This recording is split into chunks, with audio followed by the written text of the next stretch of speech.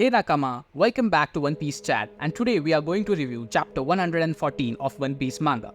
So let's start. The chapter begins with the Marines being shocked by Vegapunk's claim that the world will sink into the sea.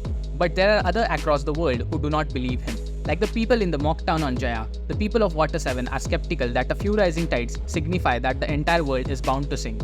In Impel Down, meanwhile, Doflamingo is laughing at Vegapunk's claims and he mockingly asks Magellan what he will do when the prison gets completely flooded. Magellan admits the rising tides have caused havoc in the cells, and that was only 1 meter.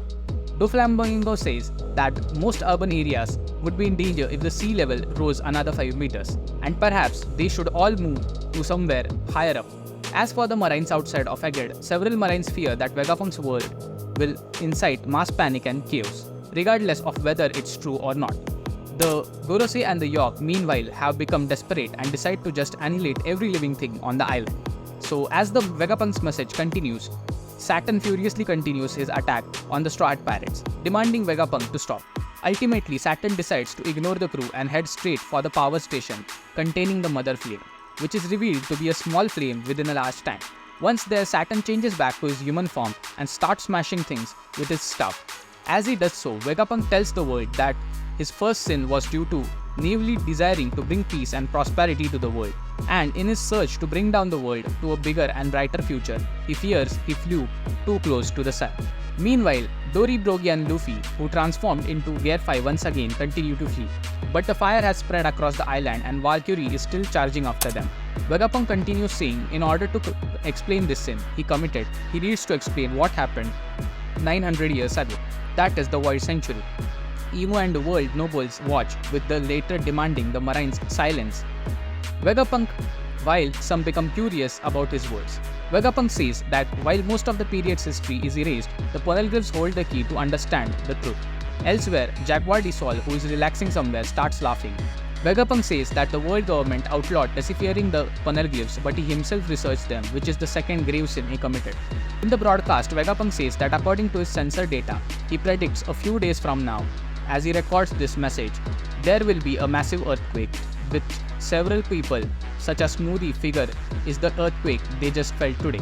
Vegapunk continues saying that following this earthquake, the sea level will rise by 1 meter, which will render a number of islands uninhabitable and submerge several beaches. He says that if this does not happen, then everyone can ignore his next words. But if it does, he implores everyone to listen to him.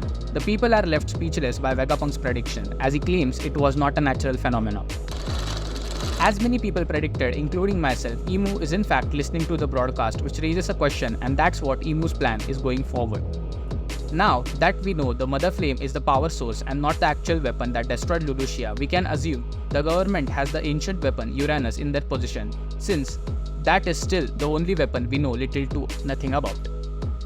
In the final scene of the chapter, Vegapunk says that he only knows a little bit of what happened in the Void Century, so he will just tell everyone what he knows. What we learned was that during the period of time, that was a man who was born in a highly advanced kingdom, and he possessed a rubbery body akin to the sun god Nika, who was worshipped by the giants. This man's name was Joy Boy, and he was the first man to set out to the sea.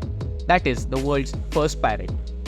So we are at the point in the arc where the story is about to go through a big change once again. Vegapunk is about to tell us what he knows about one of the greatest mysteries in the entire series.